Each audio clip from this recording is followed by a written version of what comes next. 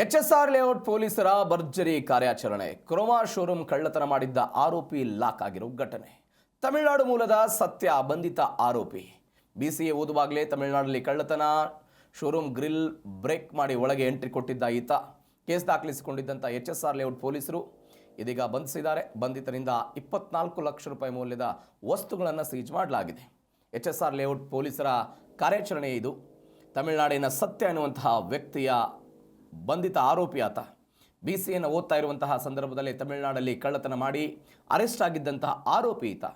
1.5 ತಿಂಗಳ ಎಚ್ಎಸ್ಆರ್ ಲೇಔಟ್ನ ಅಲ್ಲಿ chroma ಶೋರೂಮ್ನಲ್ಲಿ grill break ಮಾಡಿ ಒಳಗೆ ಎಂಟ್ರಿ ಕೊಟ್ಟಿದ್ದ. ಕೈಗೆ ಸಿಕ್ಕಂಥ ಬೆಲೆ ಬಾಳುವಂಥ ಮೊಬೈಲ್ಗಳು, ಮ್ಯಾಕ್ಬುಕ್ಗಳು, ಲ್ಯಾಪ್ಟಾಪ್ಗಳು, ಟ್ಯಾಬ್ಗಳನ್ನೆಲ್ಲ ಕದ್ಕೊಂಡು ಎಸ್ಕೇಪ್ ಆಗಿಬಿಟ್ಟಿದ್ದ. ಈ ಹಿನ್ನೆಲೆ ಪ್ರಕರಣವನ್ನು ಎಚ್ಎಸ್ಆರ್ ಲೇಔಟ್ ಪೊಲೀಸರೆಲ್ಲ ದಾಖಲು ಮಾಡಿಕೊಂಡಿದ್ದರು. ಆರೋಪಿ ಪತ್ತೆಗೆ 380 ಕಿಲೋಮೀಟರ್ವರೆಗೆ CCTV ಪರಿಶೀಲನೆಯನ್ನು ಪೊಲೀಸರು ಮಾಡಿದ್ರು. ಇದೀಗ ಬಂಧಿತನಿಂದ 24 ಲಕ್ಷ ರೂಪಾಯಿ ಮೌಲ್ಯದ 4 ಮ್ಯಾಕ್ಬುಕ್, 2 ಟ್ಯಾಬ್, 5 ಲ್ಯಾಪ್ಟಾಪ್, 11 ಮೊಬೈಲ್ ಫೋನ್ಗಳನ್ನು ಪೊಲೀಸರು ಸೀಜ್ ಮಾಡಿದ್ದಾರೆ.